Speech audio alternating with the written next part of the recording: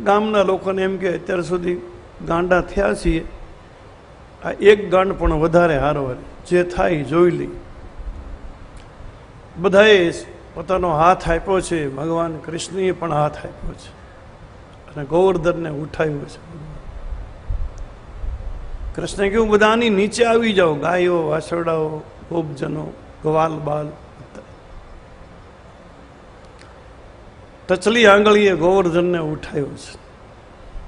7 દિવસ સુધી એક ધારો વરસાદ વરસ્યો અને 7 દિવસ સુધી ભગવાન કૃષ્ણએ ગોવર્ધનને ટચલી આંગળીએ ઉઠાવ્યો અને ગોવળિયાને કીધું તમે લાકડીનો ટેકો બધા આપો. ગોવળિયા બધા લાકડીનો, અને ગોવાળિયાને એમ કે તો અમારી લાકડીથી જ ઊંચો રહ્યો છે.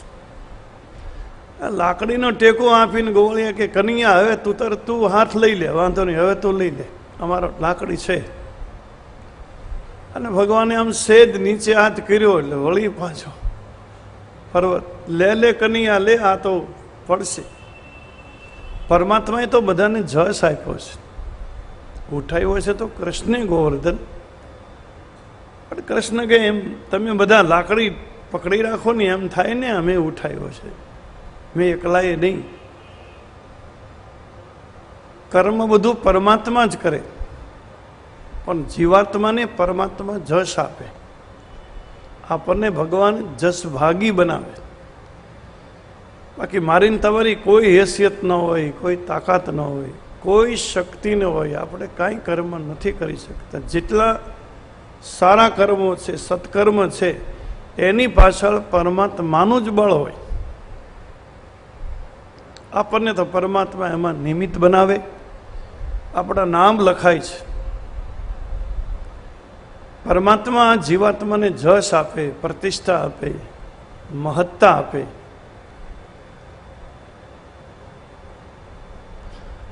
હવે સવાલ એ થાય કે અતિ વરસાદ વરસે પાણી ભરાય, પાણીથી બચવા માટે ઊંચી જગ્યા ઉપર ચડી જવું જોઈએ, આ સામાન્ય નિયમ છે. તો કૃષ્ણએ પર્વતમાંથી બધાને ચડાવી દે તો હજી સમજી શકાય, પણ ગોવર્ધનને ઉઠાવે પછી તો ત્યાં ખાડો પડે, અથવા ખાડો ન પડે તો એમ સમતલ જગ્યા રહે તો ત્યાં પાણી બધું ભરાય. શું કહેવા શું માગે છે? એટલે ભગવાનનો સંદેશ એ છે કે આ વરસાદ નથી, આ જે વરસાદના રૂપે વરસીરો છે એ વરસાદ નથી, એ ઇન્દ્રની ઈર્ષા છે. તમે ભક્તિ કરશો તો તમારી ઈર્ષા ઘણા લોકો કરશે, કૃષ્ણનું કહેવાનું. અને જે ભક્તિના માર્ગે ગયા છે એની ઈર્ષા સમાજે કરી છે, પરિવારવાળાએ કરી છે. ભક્તિ જરાક આગળ વધે તો દેવતાઓ પણ એમાં વિઘ્ન નાખે છે, કારણ કે દેવતાઓને ગમતું નથી, એટલે આમાં સૂરી વિઘ્ન આવે, દેવતાઓનું વિઘ્ન. સમાજ આલોચના કરે, સમાજ નિંદા કરે, નિયમ તોડવાની વાત કરે, એ તો સ્વાભાવિક છે. એટલે કૃષ્ણ કે તમે ભક્તિ કરશો એટલે આજુબાજુવાળા છે, સમાજવાળા છે, તમારી નિંદા કરશે, તમારી આલોચના કરશે, તમારી ઉપર ખોટા હાળ ઓઢાડશે, બધું થશે. દેવતાઓ પણ ઈર્ષા કરશે. પણ હું ગોવર્ધનને ઉઠાવું ને પછી ત્યાં ખાડો પડે તો આજુબાજુનું પાણી ખાડામાં ભરાઈ જાય. કૃષ્ણ કે તમે ભક્તિ કરો ત્યારે હૃદયમાં એવો એક ખાડો પાડજો કે બીજાની ઈર્ષાને ને બીજાની નિંદાને એ ખાડામાં સમાવી શકો, તો તમે આગળ વધી શકો. ભક્તિમાં તો જ આગળ વધાય. જેમ મારીને તમારી કોઈ આલોચના, નિંદા, ઈર્ષા કરે, હૃદય મારીને તમારે બહુ મોટું રાખવું પડે, મોટું પેટ રાખવું પડે, બીજાની નિંદાને, બીજાની ઈર્ષાને પેટમાં સમાવી દેવા, પ્રત્યુત્તર કાંઈ નહીં દેવા. જવાબ તો તમારે આ જવાબ સંસારને આપવાનો જ નહીં. જેને જે બોલવું હોય તે બોલે. નરસિંહ મહેતાને છોડ્યા નથી, મીરાબાઈને છોડ્યા નથી, અરે સુધનવાને તેલની કડામાં નથી તળાવ્યું. તમે વિચાર તો કરો, તાતી કડામાં. અને છતાંય એ લોકોએ સમાજનો વિરોધ નથી કર્યો, કોઈને જવાબ નથી આપ્યા, એમ એને સામે એવી ઈર્ષા નથી કરી. એ એની બંદગીમાં રહ્યા, એની સાધનામાં. સમાજે એનું કામ કર્યું, ભક્તોએ એના સ્વભાવ પ્રમાણે હરિભજન. નરસિંહ મહેતાએ તો બહુ ચોખ્ખું લખી નાખ્યું છે કે અમે રે ભાઈ અમે એવા, તમે જેવા કહો છો તેવા. નરસિંહ મહેતા કે તમે કોઈ એવા, અમે સ્વીકારી લઈએ. અમારે તમારી સામે કોઈ દલીલ નથી કરવી, કોઈ સફાઈ નથી આપવી, અને અમારી પાસે આટલો બધો ટાઈમ નથી. તમારી આગળ અમે સાચા છીએ એ દલીલ કરવામાં રહી તો અમારે ભક્તિ ક્યારે કરવી? સમય બધો એમ જતો રહી. એટલે તમે કહો તમારે જે કહેવું અમે સ્વીકારી લઈએ. હાલો, અમે કુટિલ છીએ, અમે અધમ છીએ, અમે પાપી છીએ, અમે નીચ છીએ, બધું છે. ભક્તોએ સમાજને જવાબ નથી આપ્યો, અને આ સમાજનો અભિપ્રાય લેવાય જ નહીં. ભક્તિ કરવામાં મારે ને તમારે કોઈનો અભિપ્રાય ન લેવો. આપણને એમ લાગે કે આ રસ્તો સાચો છે ને આપણે સાચે રસ્તે છીએ, તો આપણે આપણી રીતે રસ્તે આગળ જવાનું. એમાં કોઈને નહીં પૂછવાનું કે આ બરાબર છે કે આ નથી બરાબર.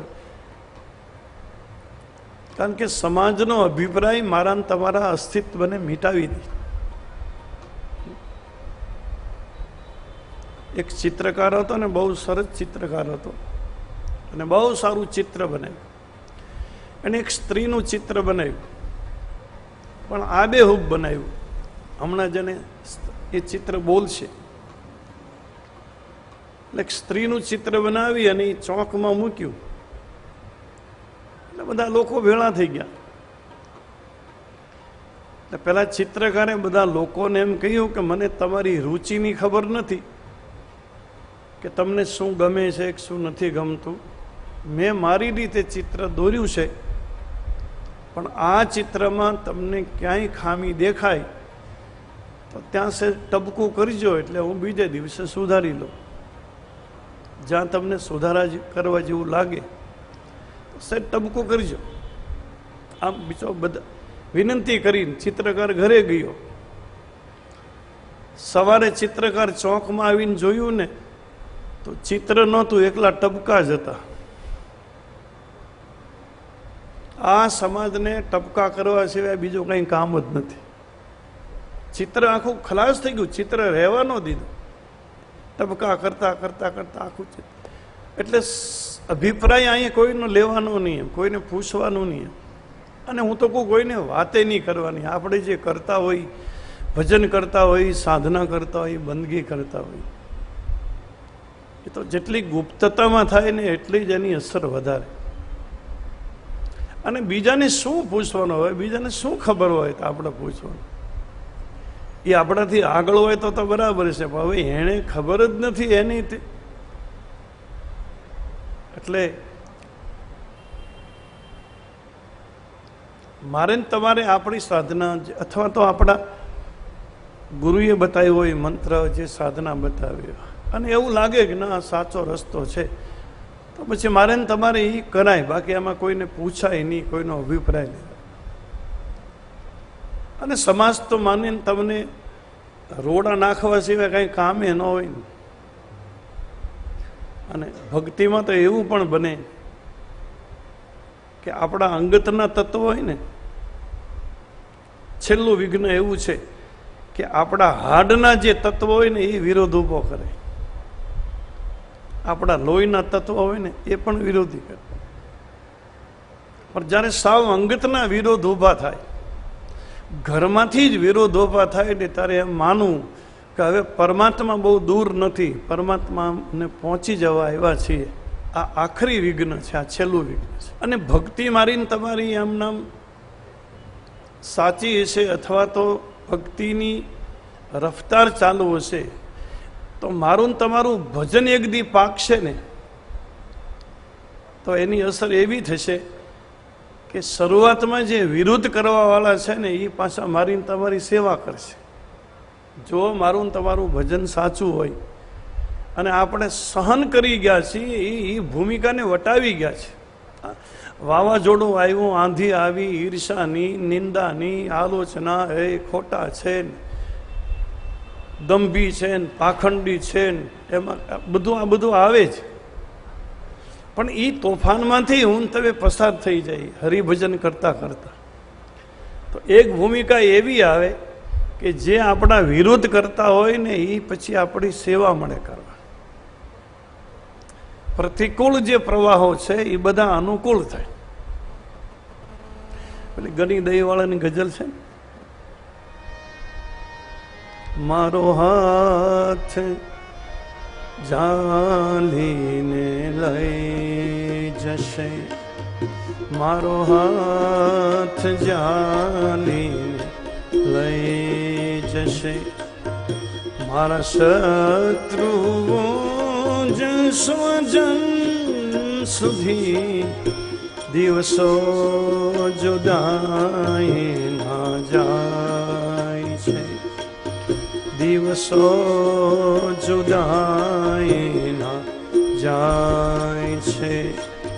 એ જશે જરૂર મિલન સુધી, મારો હાથ જાલીને લઈ જશે, મારો હાથ જાલીને લઈ જશે, મારા શત્રુઓ જ સ્વજન સુધી દિવસો જુદાઈ જાય છે. એક ભક્ત અને ભગવાનની ચર્ચા છે. ઈશ્કે હકીકી હૈ, ઈશ્કે મિજાજી નહીં. એક ભક્ત એમ કહે કે હે ભગવાન, તારા વિયોગના દિવસો જાય છે, મને વિશ્વાસ છે, તારું નામ લઈને મારી કોઈ અપેક્ષા નથી. સાચા પ્રેમીઓ પરમાત્મા માટે કઈ ભગવાન આગળ કઈ માગતા જ નથી. સાચા જે ભક્તો છે, એક મુસ્લિમ ફકીરે કીધું ભગવાનને કે યા રબ દુઆએ વસલે હર ગીચ કબૂલ ન હો. હે માલિક, અમે તો જીવ છીએ, માયામાં પડેલા છીએ, અમે તારી આગળ કંઈક માગીએ, અમે ગમે તે માગીએ પણ તારે કંઈ આપવાનું નહીં. મારી એક પણ દુઆ અથવા તો મારી એક પણ માગણી તારે મંજૂર નહીં કરવાની, અમે ભલે નહીં માગ્યા કરીએ. યા રબ દુઆએ વસલે હરગીજ કબૂલ ન હો, બાકી ક્યાં રહા જો હસરત નિકલ ગઈ. અમે માગીને તું આપી દે ને તો પછી તારો ને અમારો કઈ સંબંધ ન રહે. અમે જે માગીને તું આપી દે, સંબંધ પૂરો થઈ જાય. આ તો અમે માગ્યા કરીને તારે આપવાનું નહીં. એ બાને તારો ને અમારો એક સ્નેહનો તંતુ જીવંત રહે. હે હરિ, તને મળવા માટે પ્રતિકૂળ ઘણા અંતરાયો છે. આ બધી માયાનો ઝંઝાવાત છે, અને છતાંય હું નિષ્ઠાથી વિશ્વાસથી તારું નામ જપું છું. મને વિશ્વાસ છે કે એક ભૂમિકા એવી આવશે કે મારો વિરોધ કરવા વાળા જ મારો હાથ પકડીને મને તારી સુધી લઈ જશે, એ જ મને મૂકી જશે. અને બહુ સારી વિચારધારા લખી છે. આપણે તો પૃથ્વી લોકના પ્રાણી છીએ, આપણે તો પૃથ્વી ઉપર કેમ જીવવું ને એ શીખવાનું હોય. આકાશમાં ઉડતા શીખ્યા, પાણીના તળિયે જતા શીખ્યા, એ જરૂર નહોતી. આકાશ તો પાંખોવાળાને આપ્યું છે, પક્ષીઓને આકાશ આપ્યું છે, જલચર પ્રાણીને સમુદ્ર આપ્યો છે, આપણને પૃથ્વી આપી છે. આપણે આકાશમાં ઉડવાનું નથી તો આપણને પક્ષી બનાવે ને, એ પક્ષીઓનું છે. મગરમચ્છ, માછલા, કાચબા, જે જળ સૃષ્ટિ છે સમુદ્રમાં, એ આને દરિયો આપી દીધો. આપણે તો પૃથ્વીના લોક છીએ, આપણે પૃથ્વી ઉપર કેમ જીવવું અને આપણે આ ધરતી માથે કેમ ચાલવું, એટલું જ મારે તમારે શીખવાનું હતું. પણ અફસોસની વાત એ છે કે પૃથ્વીનો જીવ આકાશમાં ઉડતા શીખ્યો, દરિયાને તળિયે જતા શીખ્યો, પણ આ ધરતી માથે કેમ જીવવું ને એ તમે ન શીખ્યા. એટલે કવિએ કીધું કે ત્યાં જરૂર નહોતી જવાની. ના ધરા સુધી ના ગગન સુધી નહીં ઉન્નતિ કે પતન સુધી, ના ધરા સુધી ના ગગન સુધી નહીં ઉન્નતિ કે પતન સુધી, બસ આટલે જ જવું હતું, આ બસ આટલે જ જવું હતું, ફક્ત એક મેકના મન સુધી, બસ આટલે જ જવું હતું, ફક્ત એક મેકના મન સુધી, મારો હાથ જશે મારા શત્રુ સ્વજન સુધી, દિવસો જુદાઈ જાય છે, જશે જરૂર મિલન સુધી, દિવસો જુદાઈ જાય છે. તમે અમારા હૃદયમાં તો છો ચેતના રૂપે.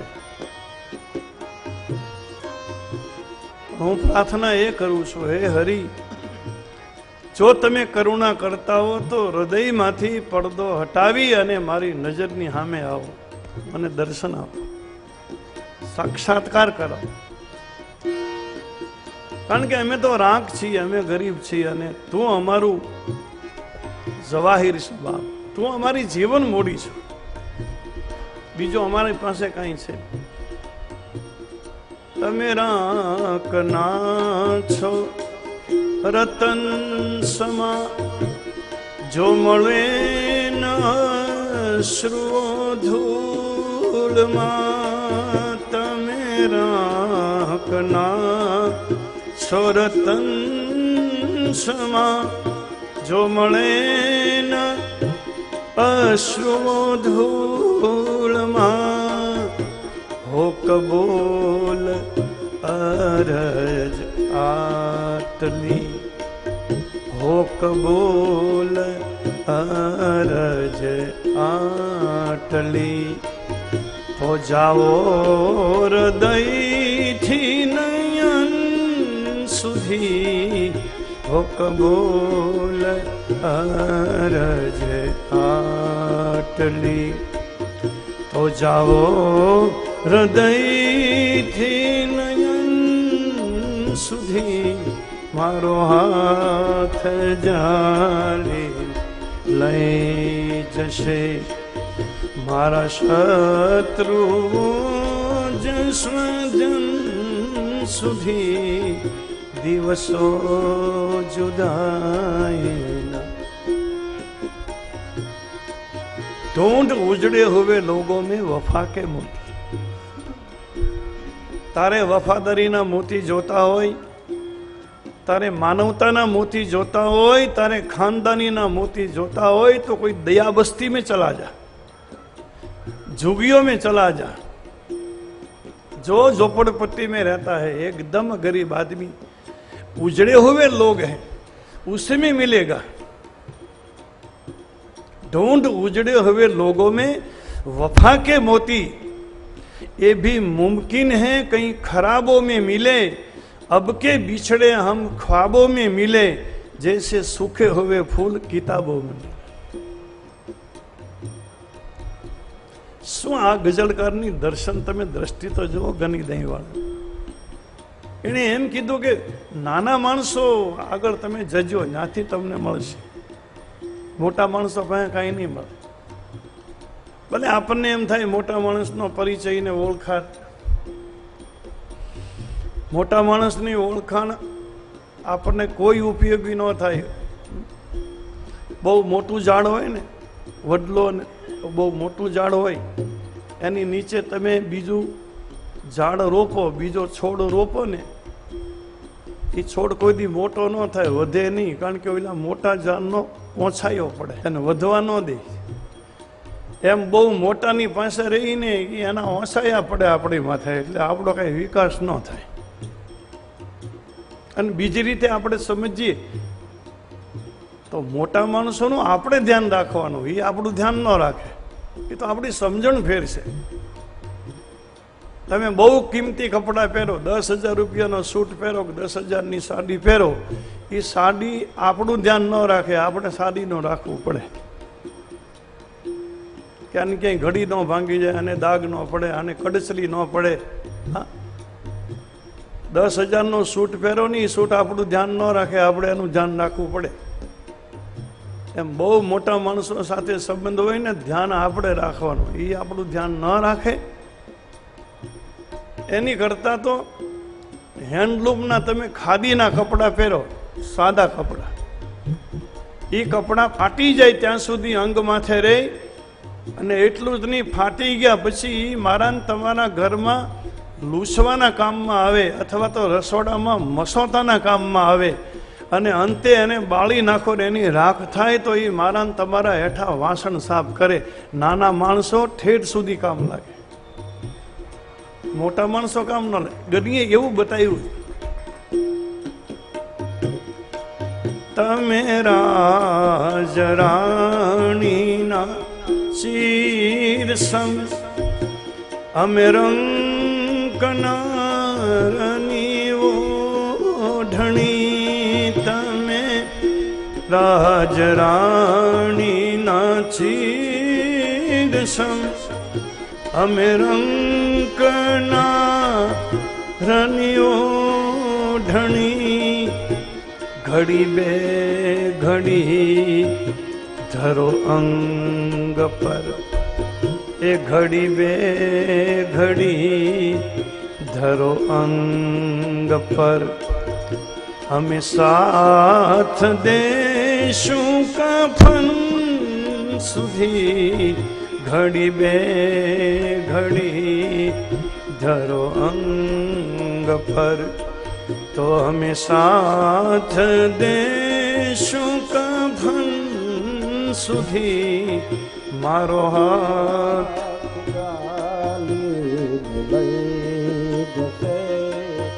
મારા શત્રુ સ્વયં સુધી દિવસો જુદાઈ ના જાય. જશે જરૂર નિરંતર સુધી દિવસો જુદાઈ. અને વિરહની આગ કેવી, સાચા પ્રેમનો વિરહ છે ને,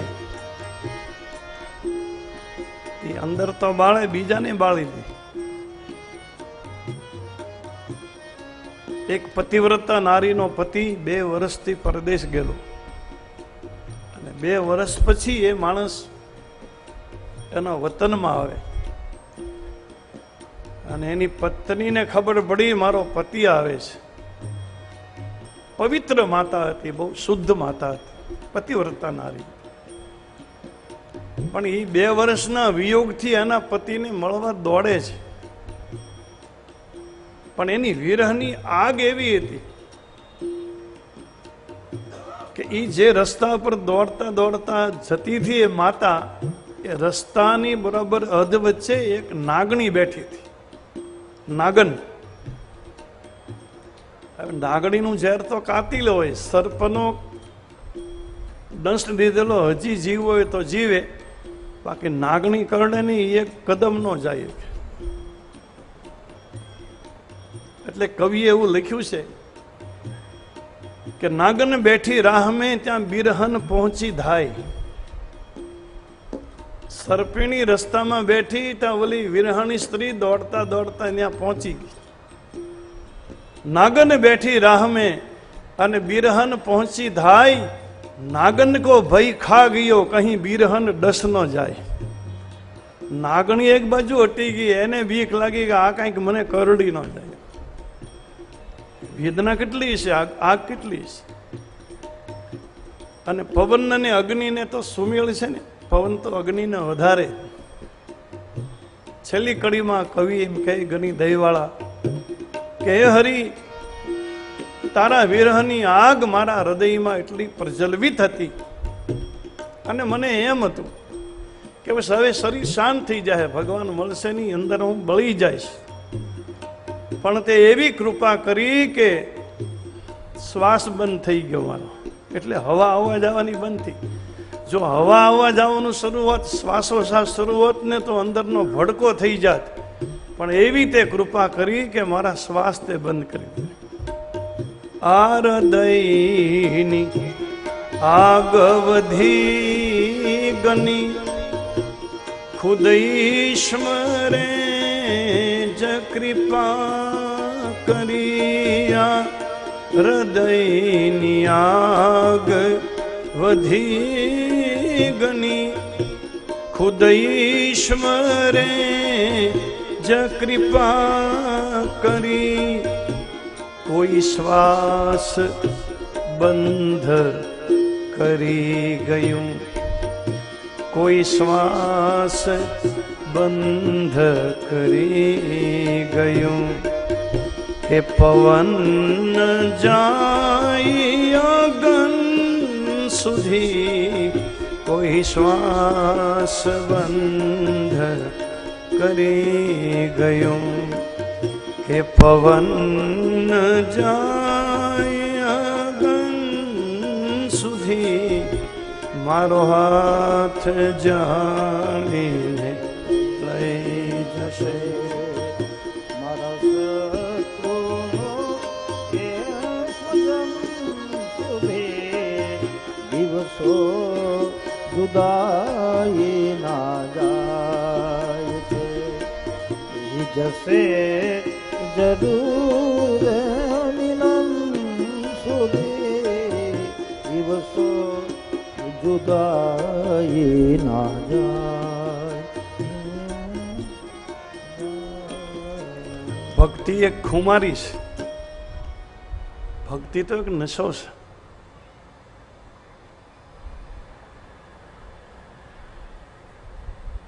जिंदगी एक नशे के सिवा और कुछ नहीं। जिंदगी एक नशे के सिवा और कुछ नहीं। अगर तुझे पीना न आए तो मैं क्या करूं।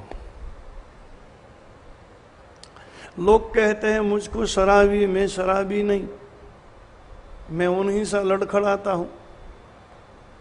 मैं जब निकलता हूं तो मेरा पांव ठीक से टिकता नहीं है, कभी लड़खड़ाता हो इधर उधर ऐसे।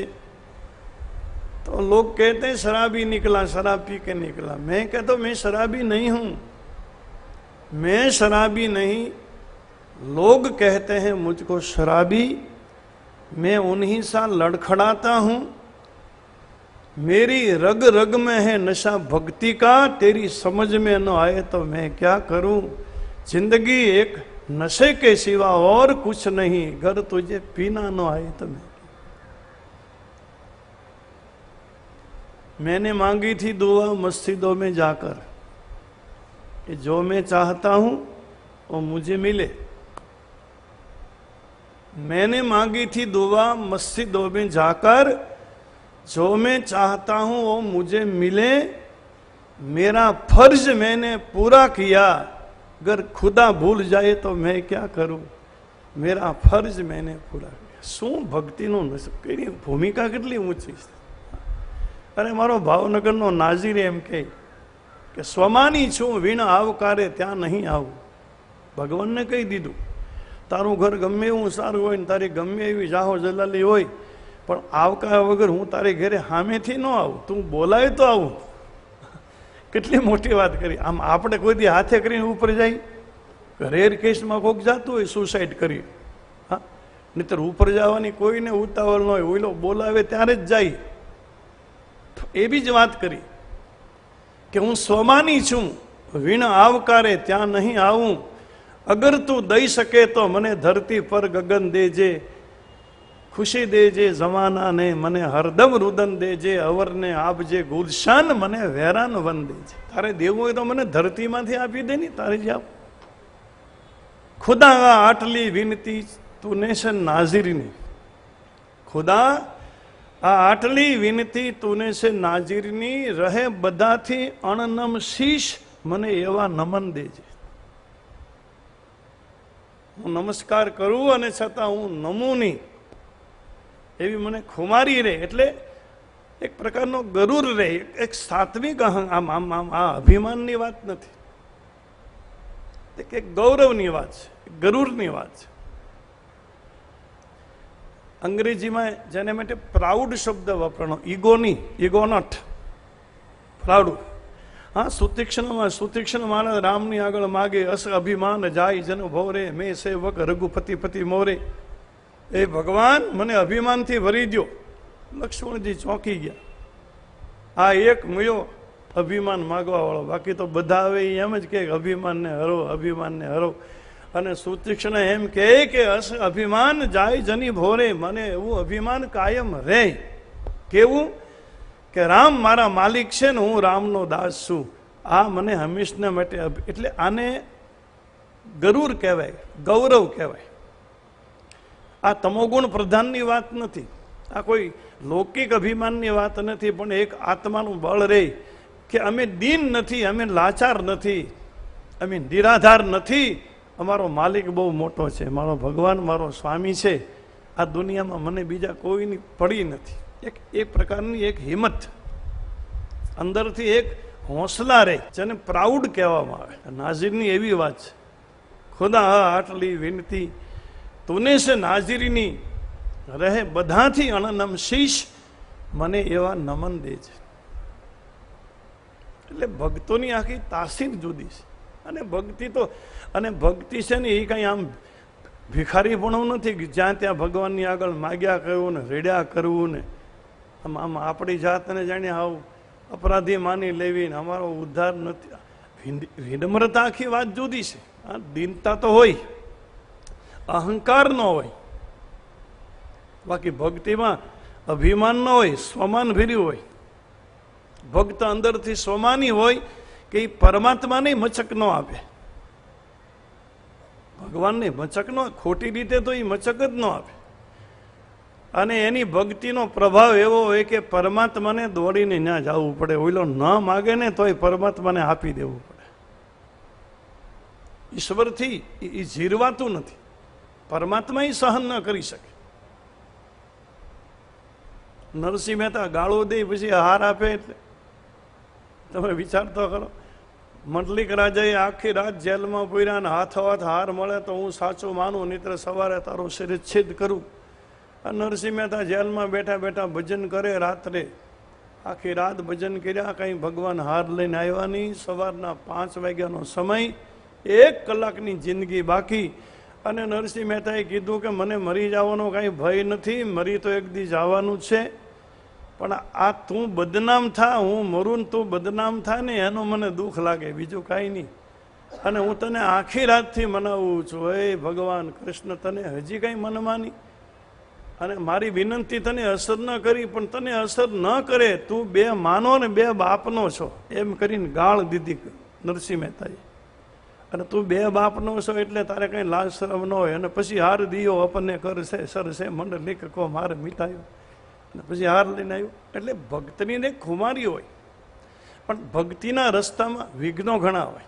આજુબાજુવાળા ઈર્ષા કરે, જ્ઞાતિવાળા ઈર્ષા કરે. જ્યારે ભક્તિ પરિપક્વ થાય ત્યારે આપણા નિજી તત્વો હોય, આપણા જ પરિવારના અથવા તો આપણા કુટુંબના સભ્યો ઈર્ષા કરે. અને બહુ નિજી જ્યારે સભ્યો, નિજી તત્વો ઈર્ષા કરે ને ત્યારે સમજવું કે હવે પરમાત્મા બહુ દૂર નથી, હવે મળવાની તૈયારી. ઇન્દ્ર મહારાજ વરસાદ વરસાવે, ધુઆધાર.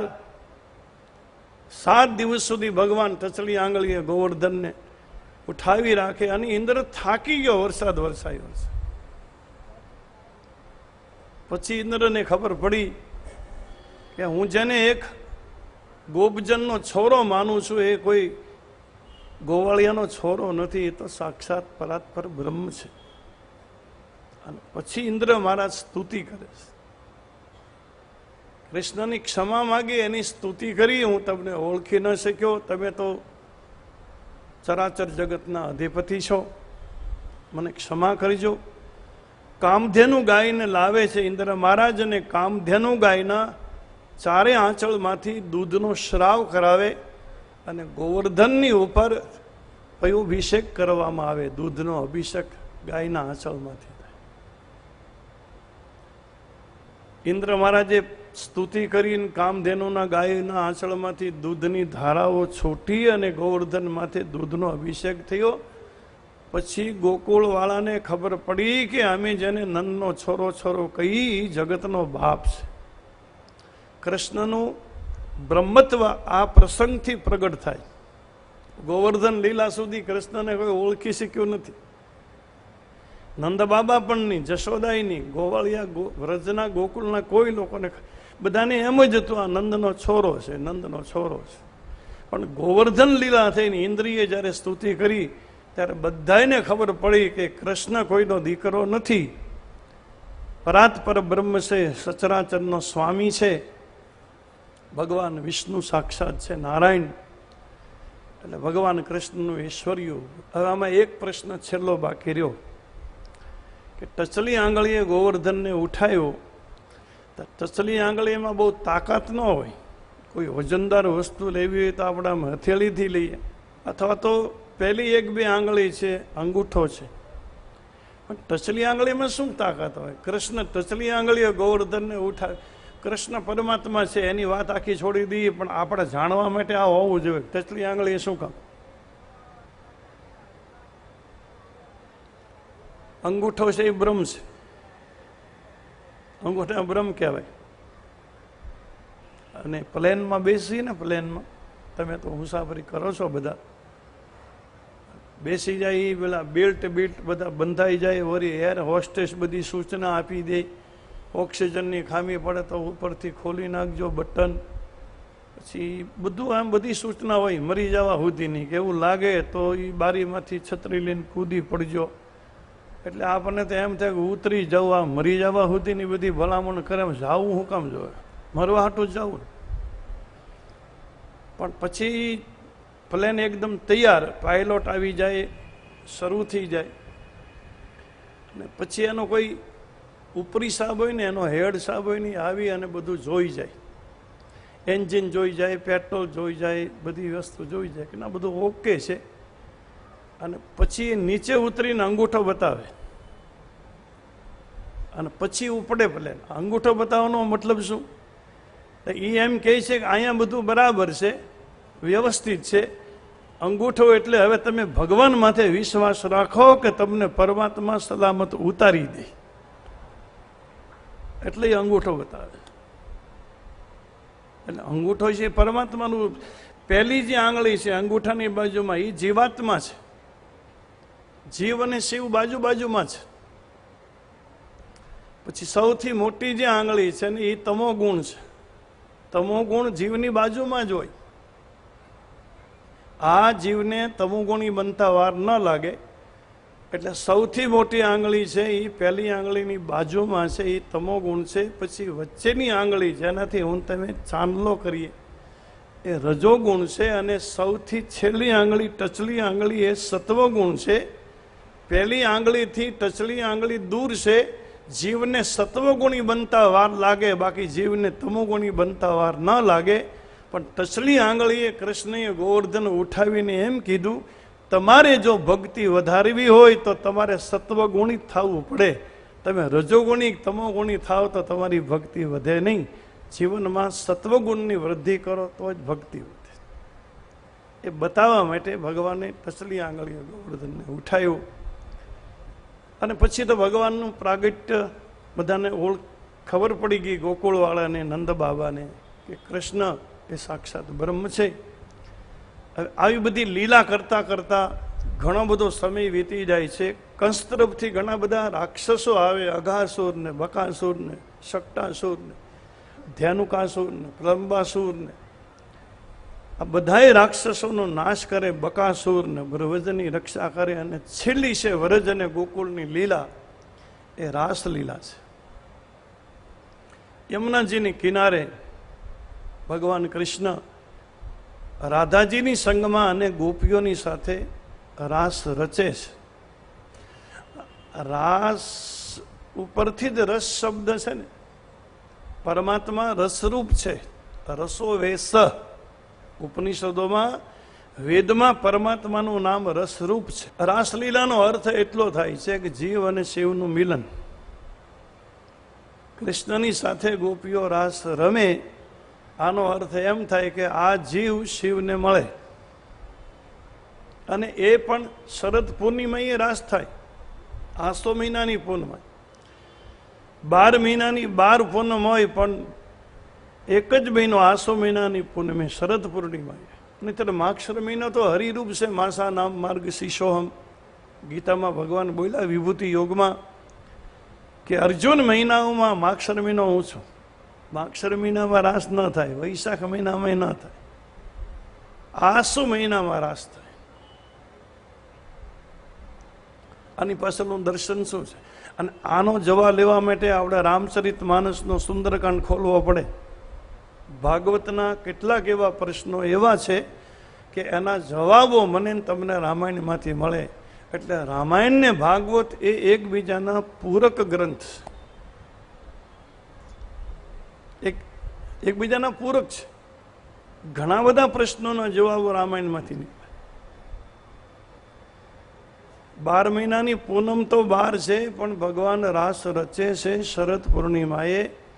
ભારતીય સંસ્કૃતિમાં 4 પૂનમનું જ મહત્વ છે વિશેષ. અષાઢ મહિનાની, શ્રાવણ મહિનાની, ભાદરવા મહિનાની અને આસો મહિનાની, આ 4 પૂનમનું ભારતીય સંસ્કૃતિમાં, વેદોમાં વધારે મહત્વ છે. કારણ કે અષાઢ મહિનાની પૂર્ણિમા એ ગુરુ પૂર્ણિમા, વ્યાસ પૂર્ણિમા. શ્રાવણ મહિનાની પૂર્ણિમા એ બ્રાહ્મણની પૂર્ણિમા આવે, જનોઈ બદલવાની. બ્રાહ્મણો 12 મહિને યજ્ઞો પવિત્ર બદલે. ભાદરવાની પૂનમ પિતૃ પૂનમ છે, કારણ કે શ્રાદ્ધની શરૂઆત થાય. અને આપણે આ જગતમાં આવીએ ને, અને આપણી માથે આ ત્રણેયના ઋણ હોય. આપણી પર ગુરુનું ઋણ હોય, બ્રાહ્મણોનું ઋણ હોય, અને આપણા પિતૃનું ઋણ હોય. અને આ ત્રણેયના ઋણમાંથી હું તમે મુક્ત થઈએ. ગુરુના ઋણમાંથી મુક્ત થઈએ, બ્રાહ્મણોના ઋણમાંથી મુક્ત થઈએ, અને આપણા પિતૃઓના ઋણમાંથી મુક્ત થઈએ. એટલે ચોથી પૂનમ આસો મહિનાની, એટલે કૃષ્ણને મળી જાય.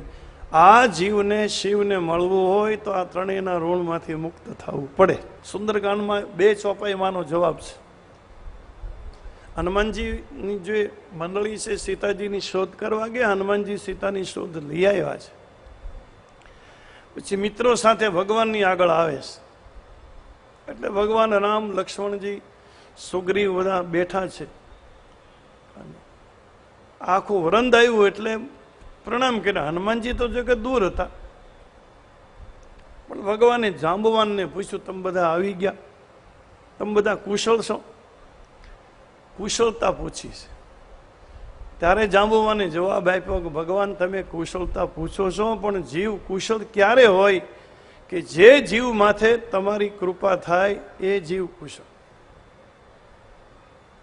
જાંબવંત કહ સુન રઘુરાયા, જા પર નાથ કરહું તુમ દાયા. તમે જેની માથે કૃપા કરો એ જીવ આ જગતમાં કુશળ. હવે આ તો બહુ સીધી વાત છે કે ઈશ્વર કૃપા જેની માથે કરે એ જીવ કુશળ હોય જ. પણ સવાલ બીજો એ ઊભો થાય કે ઈશ્વર કૃપા કરે ક્યારે? ઈશ્વર કૃપા કરે તો જીવનો ઉદ્ધાર થાય, અથવા જીવ કુશળ હોય. પણ પરમાત્માની કૃપા થાય ક્યારે? આ બીજો પ્રશ્ન છે. જાંબવંત કહ સુન રઘુરાયા, જા પર નાથ કરહુ તુમ દાયા. તાહી સદા સબ કુશલ નિરંતર, સુર નર મુનિ પ્રસન્નતા. જેની માથે સુર એટલે દેવતા, અને ગુરુનું સ્થાન દેવ કોટીમાં છે. ગુરુને મનુષ્ય કોટીમાં ગણવામાં આવતા નથી. ગુરુને દેવની સાથે ગણવામાં આવે. ગુરુદેવ એટલે જેની માથે ગુરુની કૃપા હોય, જેની માથે મનુષ્ય એટલે પિતૃની કૃપા હોય, જેની માથે મુનિ એટલે બ્રાહ્મણની.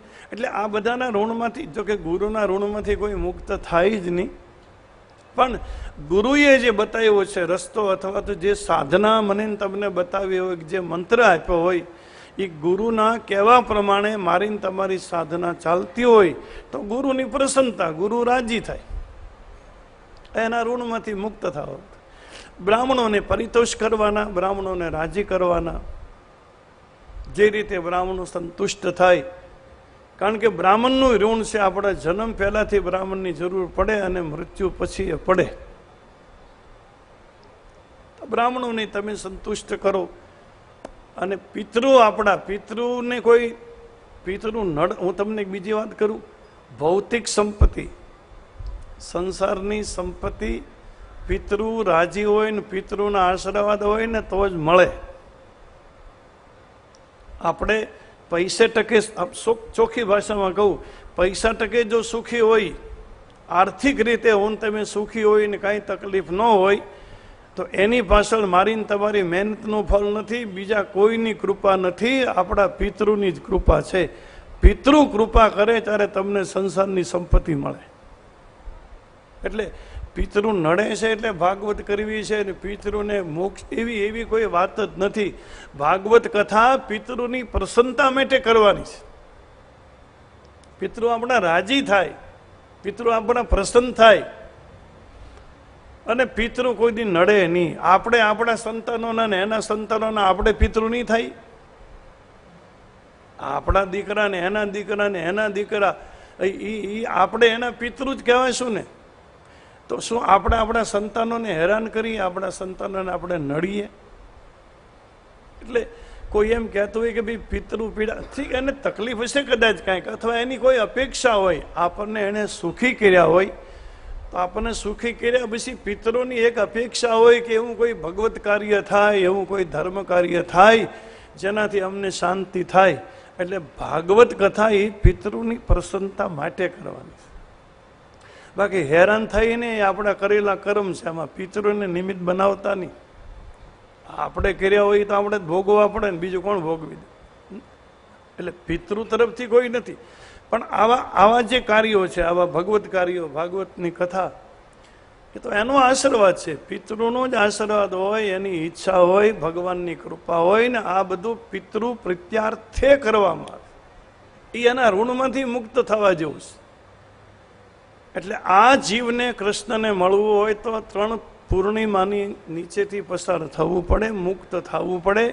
અષાઢ મહિનાની પૂનમ એટલે ગુરુ પૂનમ, ગુરુના ઋણમાંથી મુક્ત થવાનું. શ્રાવણની પૂનમ એટલે બ્રાહ્મણની પૂનમ, બ્રાહ્મણને સંતુષ્ટ કરવાના.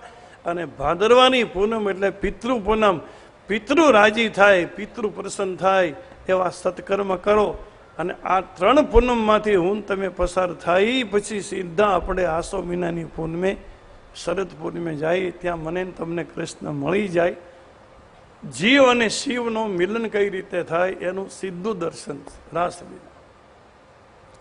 ગોપીની સાથે ભગવાન રાસ રચે છે અને એમાં પરમાત્મા જેટલી ગોપી હોય એટલા રૂપ લઈ લે. દરેક ગોપીની સાથે કૃષ્ણ દેખાય વ્યક્તિગત. આનો અર્થ એવો કે પરમાત્મા બધાને વ્યક્તિગત મળી શકે છે,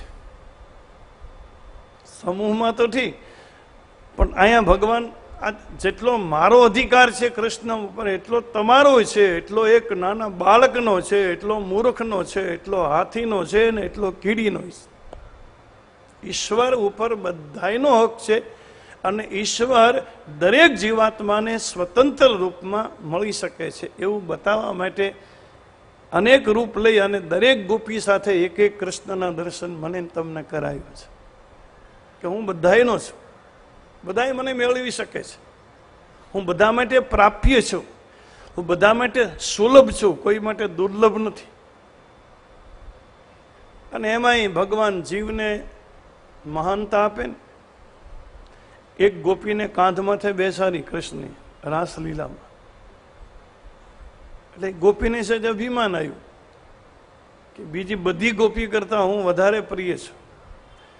આનો અર્થ એમ થાય કે ભગવાન આપણને પ્રેમ કરે ને આપણને લાડ લડાવે. ક્યારેક કોઈ ગાદી માથે બેસાડી દે, રાજની ગાદી માથે બેસાડે, પૈસાની ગાદી ઉપર બેસાડે અને જ્ઞાનની ગાદી માથે બેસાડે. એ કાંધ માથે બેસાડવા જેવું છે. મને ને તમને મોટા જ આપે ને ભગવાન, પણ જો એમાં મને ને તમને અભિમાન આવી જાય તો મારું ને તમારું પતન થાય ને. જે ગોપીને કાંધ માથે બેસાડી એ ગોપીને સહેજ અહંકાર આવ્યો કે હું જરા કૃષ્ણને વિશેષ પ્રિય છું બીજા બધાની સરખામણીમાં. અભિમાન આવ્યું છે એટલે કૃષ્ણ અદૃશ્ય થઈ જાય છે. અને કૃષ્ણ અદૃશ્ય થાય એટલે બધી ગોપીઓ પછી વિરહમાં રડે છે અને પરમાત્માને પુનઃ પ્રગટ થવા માટે દરેક ગોપી વિલાપ કરે છે. અને એક એક ગોપી એક એક શ્લોક બોલે છે. એને ભાગવતમાં ગોપી ગીત કહેવામાં આવે. જૈતે તેધિકામ જન્મના વ્રજ શ્રી ઇન્દિરા સસ્વતદ્રયમ બરહા પીડમ નટવર બપુ કર્ણયો કર્ણિકારમ વિભ્રત બાસા કનક કપિશુ વેજ યંતિ ચ માલા રંધરાર બેણે રદ્ર સુધિયા પ્રાવિશદ ગીત કીર્તિ વૃંદાવને સપદ રમણમ પ્રાવિશદ ગીત કીર્તિ તવ કથા મતમ તપ્ત જીવનમ કવિબીડિતમ કલ્પશાપહમ શ્રવણ મંગલમ શ્રી બદાંતકમ. એમ પરમાત્માને એક એક ગોપી ફરીવાર પ્રગટ થવા માટે વિનંતી કરે છે, રડે છે, પોતાની વેદના બતાવે છે. આને ગોપી ગીત કહેવામાં. અને પરમાત્મા પુનઃ પાછા પ્રગટ થાય છે, વળી પાછો રાસ રચાય છે. આ રીતે આખા ગોકુળને વ્રજને પરમાત્મા ધન્ય બનાવે. અને આમ કરતા કરતા 11 વર્ષ અને 52 દિવસ વીતી જાય છે. કંસ તરફથી જેટલા અનિષ્ટો આવ્યા એ બધા અનિષ્ટનો નાશ થયો. અને પછી તો કંસને એમ થયું કે મારો કાળ આ રીતે નહીં મરે, હું કૃષ્ણને મથુરામાં જ બોલાવું. કુવલયાપીડ નામના હાથીના પગ નીચે કચડાવી નાખું, એમાંથી કદાચ બચી જાય તો મારા જે મલ છે ચાણૂર ને મુષ્ટિક એની સામે મલ કુસ્તી કરાવીને મરાવી નાખું. આવો એક મલિન ઈરાદાથી કંસે અક્રૂરજીને તૈયાર કર્યા. અક્રૂરને કીધું તમે ગોકુળમાં જાઓ, રથ લઈને નંદ બાબાને જશોદાને કહેજો કે મામાને ભાણેજોને જોવાની ઈચ્છા થઈ છે, એટલે તમે બંને ભાઈને લઈ આવો. હવે અક્રૂર ખરેખર કૃષ્ણ ભક્ત. અને અક્રૂરને જ્યારે કંસે ગોકુળમાં જવાનું કીધું, અક્રૂર બહુ રાજી થઈ ગયા. અરે આજ હું મારી આંખથી હરિદર્શન કરીશ, અરે આજ હું ધન્ય બની જઈશ, આજ મારો જન્મ સફળ થશે. પરમાત્મા ઇન્દ્રિયોનો વિષય નથી, પણ છતાંય હું આ મારી ચામડાની ઇન્દ્રિયોથી ભગવાનની અનુભૂતિ કરીશ. કેટલી કેટલી કલ્પના કરી. હવે આમાં ભાગવતમાં લખ્યું છે કે અક્રૂરજી સવારમાં રથ લઈને નીકળ્યા એટલે સાંજે ગોકુળ પહોંચ્યા. નહીતર મથુરાને ગોકુળને અંતર નથી. આ તો આપણે બાય રોડ જઈએ છીએ એટલે ચક્કર મારીને જવું પડે. નહીતર તો યમુનાજી એક વચ્ચે છે, આ કિનારે મથુરા છે, સામે ગોકુળ. ખાલી એક નદીને જ લાંઘવી પડે. આપણે હવે બાય રોડ જાય એ રીતે બધા બ્રિજને બનાવ્યા છે, તે થોડુંક 15, 16 કે 20 કિલોમીટર જેવું લાગે છે. નહીતર એ વખતે તો કે મથુરા એક યમુનાજીને ક્રોસ કરવાની હતી, પણ અક્રૂરજી સવારમાંથી નીકળ્યા. પણ જ્યાં ભગવાનને આ બધું યાદ કરે ને, અરે આજ મને ખરેખર ભગવાનના દર્શન થશે, હું મારી આંખથી કૃષ્ણને જોઈશ, આવું વિચારે ત્યાં સમાધિ લાગે એટલે રથ ઊભો રહે. વળી કલાક 2 કલાકે સમાધિ જાગે, વળી થોડુંક ચાલે. એમ અક્રૂરજીને સમાધિ લાગતી જાય છે. એમ કરતા કરતા અક્રૂરજી સાંજે પહોંચે. નંદ બાબાએ સ્વાગત કર્યું.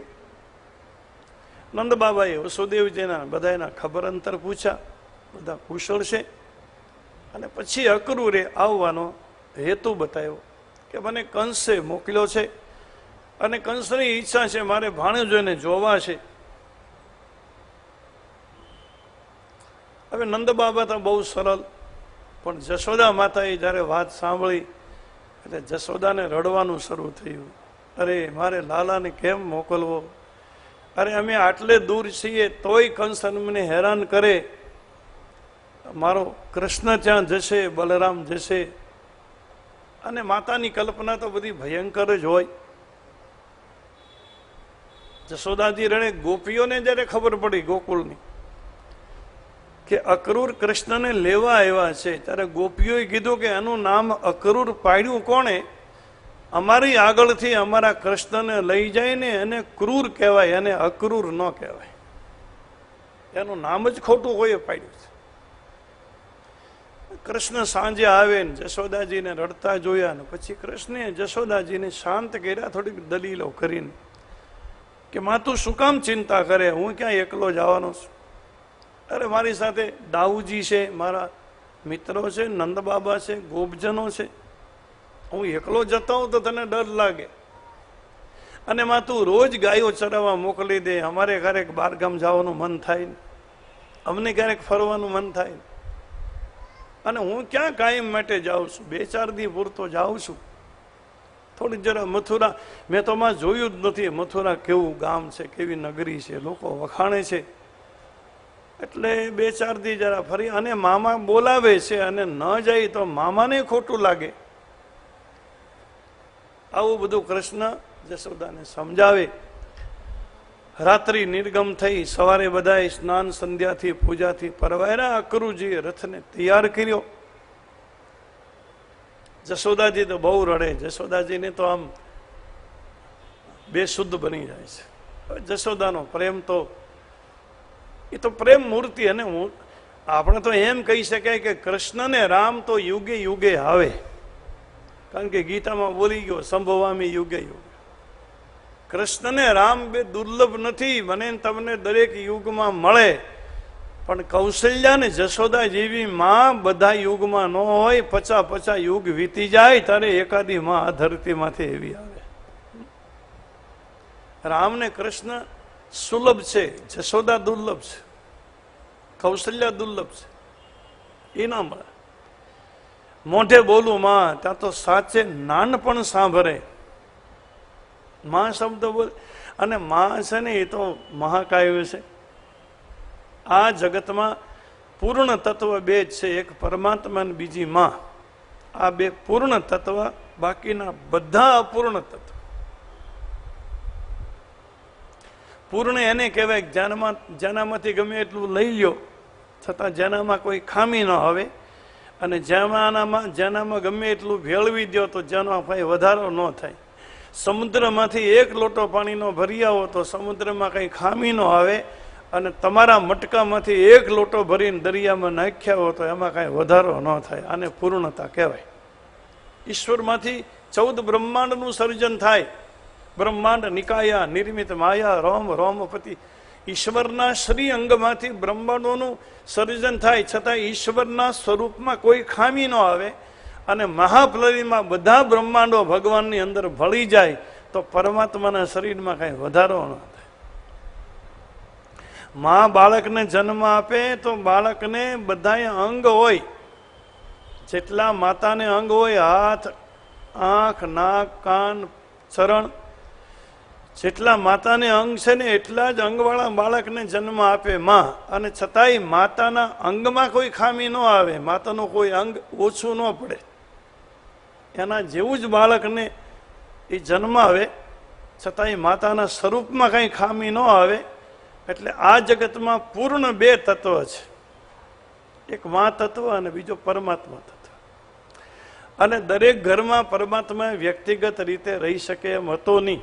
સંસારમાં દરેકના ઘરમાં ભગવાન વ્યક્તિગત રીતે બધાને મળી શકે એમ હતો નહીં. એટલે ભગવાને એના વિકલ્પમાં દરેક ઘરમાં માતાનું સર્જન કર્યું.